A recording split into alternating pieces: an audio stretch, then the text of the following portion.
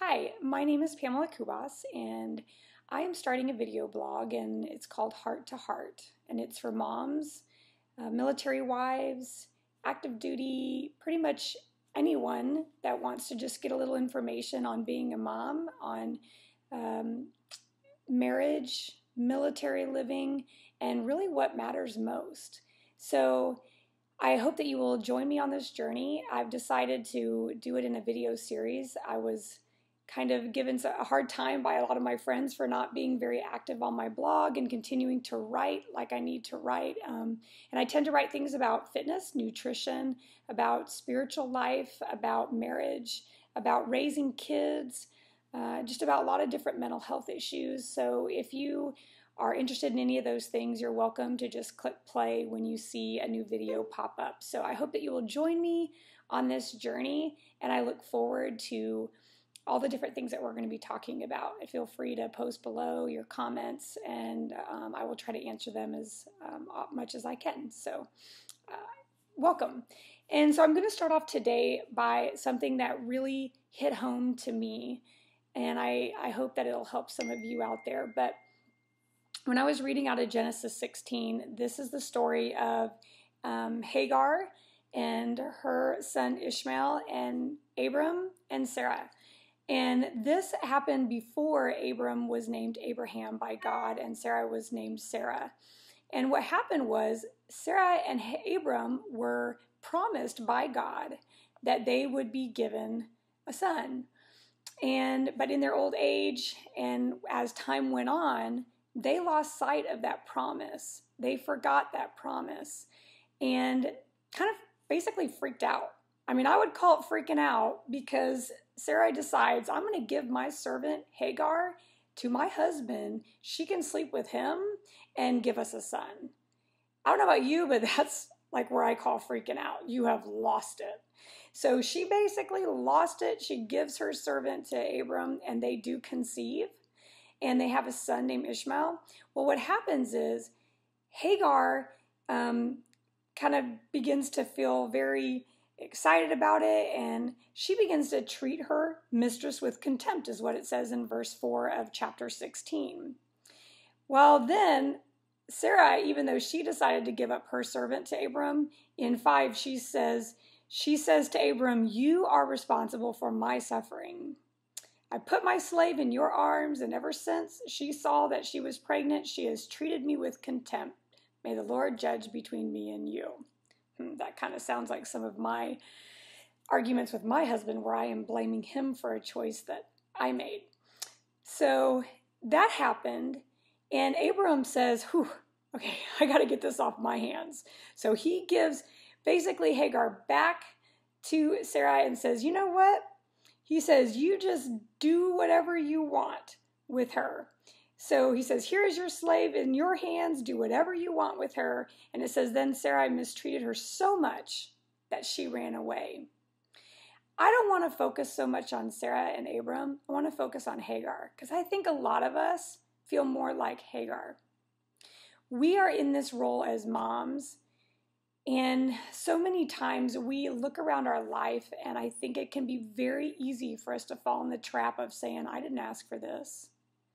I didn't necessarily want this many kids, or I wanted this many kids, but I didn't know it was going to be this hard.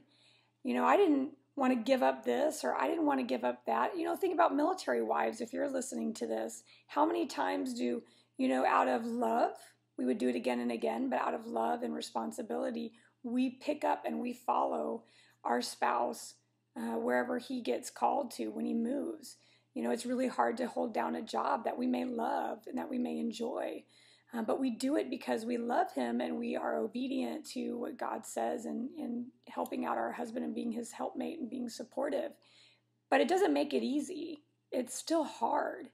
And I think sometimes we can fall into that trap of being like Hagar and wanting to just run away from it all.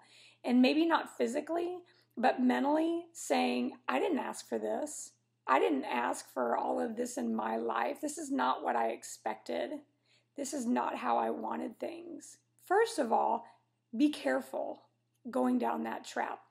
What we think in our minds will absolutely affect our behavior. And our behavior is going to affect our marriage. It's going to affect our family life. It's going to affect how I treat my children. So I have to be really, really careful to keep my mental state healthy. I have to make sure that I put all of my thoughts up before the Lord and make sure that they are pleasing to Him. Because if they're not, it is going to affect my life and my family's life. So that's the first thing that I wanted to say. You can't run away from our problems. And I want to encourage you, sometimes the problems that we have in our lives, they're not problems. They're God's opportunities to grow our character as women and as wives and as moms. If we always look at them as problems and we try to run from them, or we try to just sit there and have a pity party about them, we will not grow. You won't grow. You have to look at those problems as opportunities that God has allowed in our life to grow us to be more like Him. So let's go back to the story. So Hagar runs from her problem. She runs from her mistreatment. No one's judging that. I mean, nobody really wants to be mistreated and feel that way, but she ran from it. And it says in verse 11 that she cries out to the Lord. And it says, "For the Lord has heard your cry." This angel of the Lord came to her and he said, "The Lord has heard your cry. He has heard your affliction." And then in 13, she says, "So she called the Lord who spoke to her, the God who sees, for she said, in this place of trouble, her place of loneliness, her place of grief, her place of confusion, she cried out to the Lord, she called to the Lord, and in this place have I actually seen the one who sees me." So not only did he hear her cry, he could see her.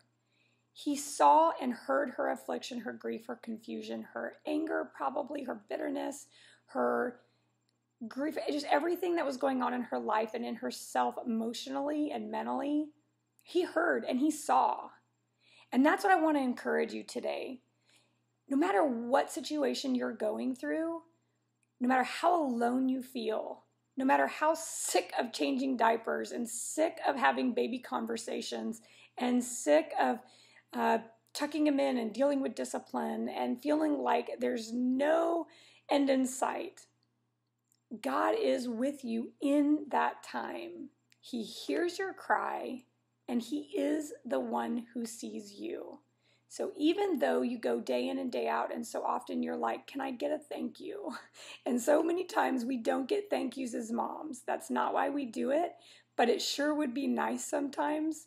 But even when we don't get them, the one who sees you hears your cries. He knows your heart. He is there for you through it all. You are not alone. So don't forget these principles. Don't forget this story. Let it ring true in your life. You can't run from what's going on in your life, but you don't have to face it alone. You have God who sees you and hears your cries, and He loves you. I hope this has been an encouragement for you today from Heart to Heart. Thank you.